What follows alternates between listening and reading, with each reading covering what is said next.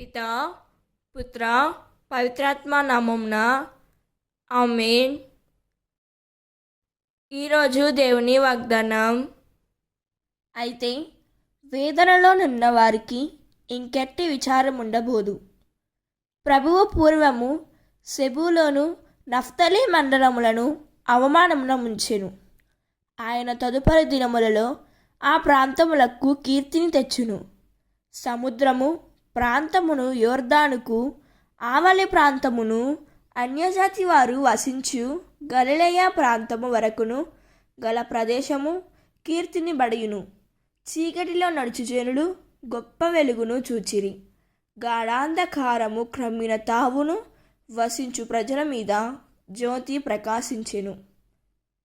యెషయా 9వ అధ్యాయం 1వ వచనం. ఈ వాక్యం మనకు స్పష్టంగా తెలియజేయున్నది ఏమనగా, ఒకప్పుడు అవమానించబడిన సెబూలూను, నఫ్తలి ప్రాంతాలు భవిష్యత్తులో దేవుని కార్యము చేత మహిమ పొందినవి. ఇది దేవుడు చీకటిని అంతము చేసి వెలుగును ఆరంభించు దేవుడని ప్రకటించుచున్నది. మనుషులు తక్కువ చేసి చోటే దేవుడు తన మహిమను కనపరచును. గాఢాంధకారంలో నడిచిన జనులు క్రీస్తు అనే మహా వెలుగును చూచిరి. అందుకే ఈ వాక్యం మన జీవితాలకు సందేశం ఇచ్చినది.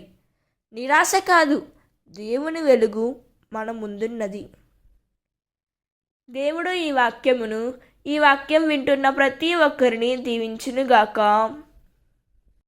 ప్రార్థన. ప్రకాశమునకు అధిపతి అయిన మా ప్రభువా, చీకటిలో నడిచిన మా జీవితాలకు నీవే మహా వెలుగు. అవమానమునకు లోనైన ప్రాంతాలకు కీర్తిని తెచ్చిన దేవా, నిరాశలో ఉన్న హృదయాలకు ఆశను ప్రసాదించుము తండ్రి.